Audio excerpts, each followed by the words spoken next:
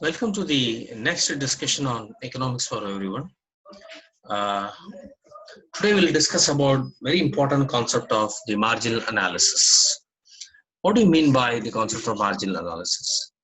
By marginal analysis, economists and experts mean one more. I'm saying when I say one more or one less, what is the utility of making decision?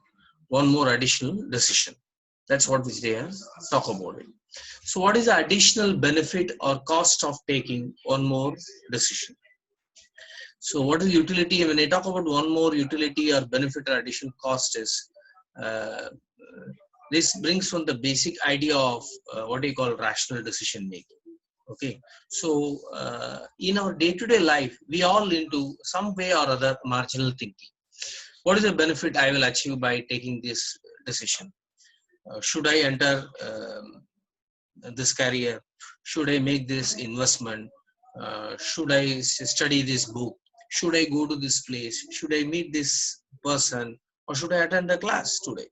Okay, so everywhere it assumes, economists assume that the one more additional utility or benefit or cost involved.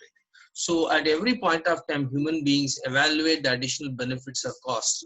This is what I call marginal analysis. And this marginal analysis can be expressed in terms of many ways.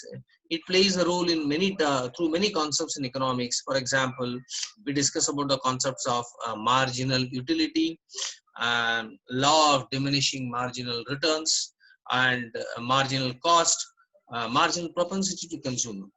And basically what we are talking about through marginal analysis is economists try to study the consumer and producer behavior of through the marginal analysis. So will the consumer be willing to consume one more good and services? Will the producer will be willing to or capable of supplying one more additional good or services? And it is assumed that both the consumer and producer will move in such a way, both of them will keep consuming, demanding, or keep supplying to the point where the marginal benefit is equal to the marginal cost. Okay, as long as the marginal benefit is more than the marginal cost, the transactions will continue. The moment marginal cost goes up, goes above the marginal benefit, and the transaction will stop. That's what we are talking about. Okay, that's one of the major things of marginal analysis. Now, for example, marginal utility. Marginal utility discusses about the additional utility derived by a consumer by consuming one more additional unit of the product. Okay, now this is fine. Now there's a famous example. What happens when you have marginal utility of consuming continuously apples or drinking coffee?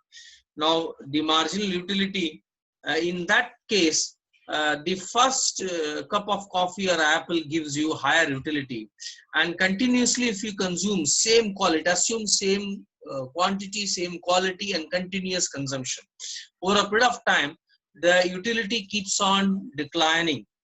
More and more of same good you keep on consuming continuously of same quality, the additional benefit you derive from that will probably go down over a period of time. This is known as the law of diminishing marginal utility or law of diminishing marginal returns, which is explained here. So same quantity, as you can see, I keep on consuming the same size and same quality of apple, but the utility derived from it keeps on declining. This is true for many other instances. And so you can keep on continuously sitting in a class. Maybe after 3 or 4 hours, you find it boring, and the diminishing marginal utility sets in. This is true for a meeting, true for any kind of interaction or transaction. This can also be explained numerically. I'm saying, as you can see, as a graph and the numbers show, as we keep on consuming the quantity, the total utility increases and the marginal utility keeps on declining. That you have to keep in mind. And similarly, there are, so you can say from, it goes, total utility goes from 85 to 164 to 237 to 303, 361, 410.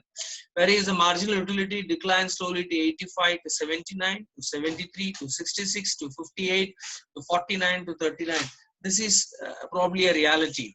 Similarly, marginal cost. The marginal cost explains the additional cost of producing something. So what I'm thinking, a classic case in terms of when I employ a new person, what is the additional cost of employing him or her? Will that person will bring additional benefits? So you will be employed. There are a lot of theories of labor and wages talks about in economics.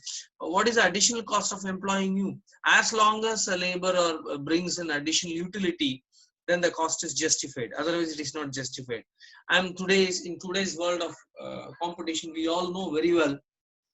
Every organization looks about very keen, very careful making a decision of whether should I go for producing this additional product, should I expand my capacity, whether that will bring me additional benefit, whether should I recruit a additional person for my organization or factory, whether this additional cost involved in expanding my plant or expanding my business or expanding my product portfolio or recruiting additional person, will that bring me additional benefit? As long as that marginal benefit is more than the marginal cost involved in doing that, I can go ahead for that. Otherwise, there is no need for this goal. That's very well explains the marginal concept. Concept like marginal propensity to consume. I'm saying human being propensity to consume never diminishes, as we are all aware. But the marginal propensity to consume and average propensity to consume keeps on changing. I'm saying what we discuss in economics is the law describes that as you go, our income increases, the consumption increases, but not in the same proportion. Means as your income increases, your consumption initially for the necessary goods keeps on increase, but over a period of time, human beings' propensity to save and propensity to spend for other additional goods and services increases compared to the consumption for necessary goods. This marginal propensity consumer very well explains what we call in economics as the phenomenon of multiplier, which is very useful in understanding the impact of government policy initiative. Thus, the concept of marginal is very well utilized in many ways in the subject matter of economics as well as in business. Now, one of the limitations of the marginal analysis is the marginal analysis is based on the theory of rationality and opportunity cost.